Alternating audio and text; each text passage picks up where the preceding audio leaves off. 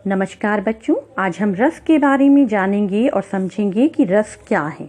बच्चों, हमारे मन में प्रेम, घृणा, भय, क्रोध, दया, भक्ति ये भाव होते हैं। इन्हें स्थायी भाव कहते हैं और जब ये बाहर आते हैं ये भाव तो रस कहलाते हैं। जैसे कक्षा में शोर हो रहा है तो टीचर को क्या आएगा? क्रोध आएगा, यानी क्रोध का भाव बाहर आएगा। तो ये जो क्रोध का भाव है इसी को रौद्र रस कहते हैं।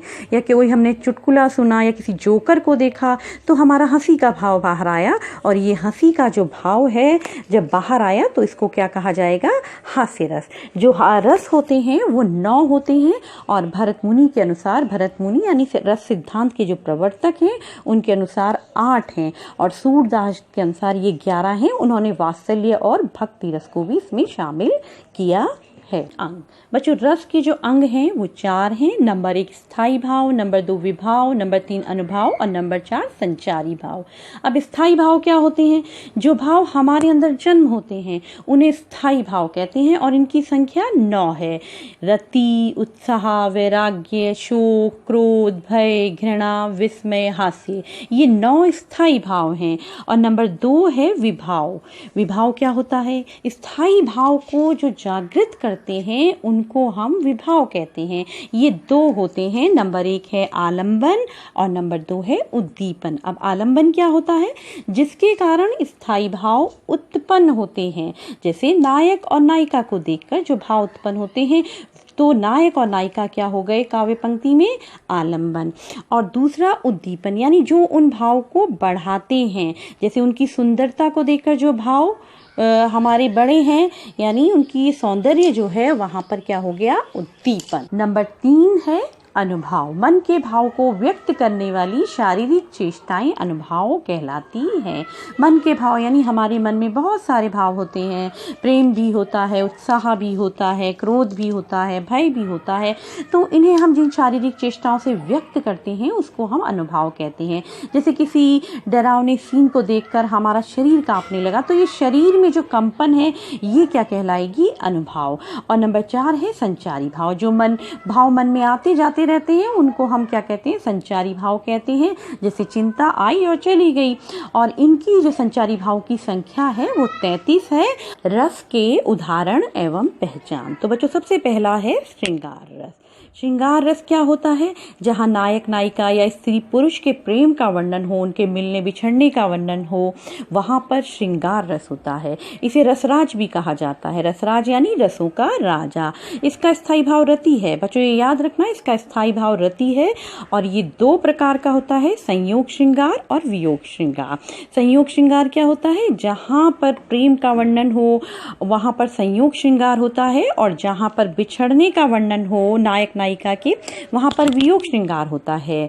और ये है श्रृंगार रस का उदाहरण। मेरे तो गिरधर गोपाल दूसरो न कोई, जाके सर मोर मुकुट मेरो पति सोई। यहाँ पे मीरा का कृष्ण के प्रति प्रेम दिखाया है।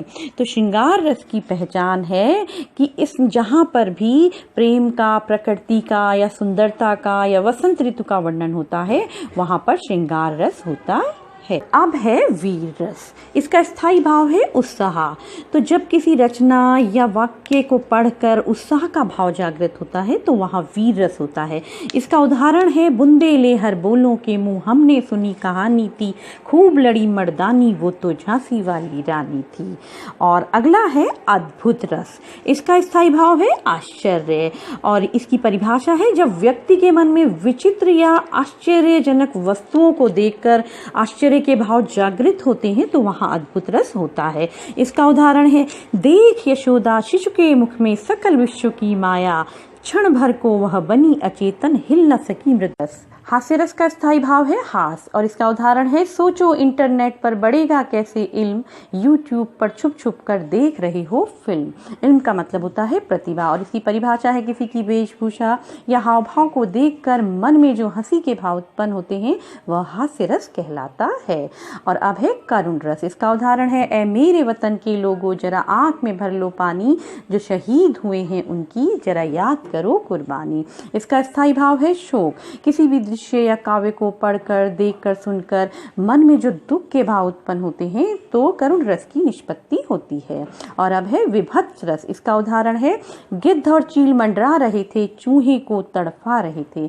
और स्थायी भाव है जुगुप्सा या घृणा। और परिभाषा है किसी वस्तु या दृश्य को देखकर मन में जो घृणा के भाव उत्पन्न होते हैं तो विभत्स रस की निष्पत्ति होती। शांत रस। शांत रस का स्थायी भाव है निर्वेद। जहाँ संसार के प्रति मन में वैराग्य का भाव उत्पन्न होता है वहां पर शांत रस की निष्पत्ति होती है। और इसका उदाहरण है ए मालिक तेरे बंदे हम, ऐसे हो हमारे कर्म, नेकी पर चले और बदी से डरे, ताकि हंसते हुए निकले दम।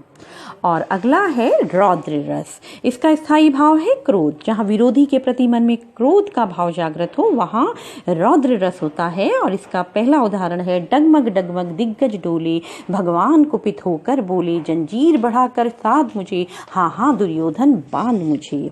और इसका दूसरा उदाहरण है खून उसका उबल रहा था, मनुष्य से दैत्य बदल रहा था। और अब है भक्ति रस। भक्ति रस का स्थायी भाव है देवरति। देव का मतलब भगवान और रति का मतलब प्रेम, यानी भगवान से प्रेम। जहाँ पर भगवान के प्रति प्रेम दर्शाया गया हो वहाँ पर भक्ति रस होता है। इसका उदाहरण है रघुपति राघव राजा राम, पतित पावन सीताराम। भयानक रस। भयानक रस का स्थायी भाव है भय। किसी डरावनी वस्तु को देखकर मन में जो डर के भाव पैदा होते हैं तो भयानक रस की निष्पत्ति होती है। इसका उदाहरण है उधर गरजती सिंधु लहरियां, कुटिल काल के जालों सी, चली आ रही फैन उगलती, फन फैलाए व्यालों सी। तो ये था भयानक रस का उदाहरण। और अब अगला है वात्सल्य रस। इसका जो स्थायी भाव है वो है वत्सल्यता या बालरति। इसका उदाहरण है मैया मोरी मैं नहीं माखन खायो। माता पिता का अपने बच्चों के प्रति स्नेह या बड़े भाई बहनों का छोटों के प्रति या गुरु का शिष्य के प्रति जो स्नेह होता है वो वात्सल्य रस कहलाता है। तो बच्चों ये थे रस।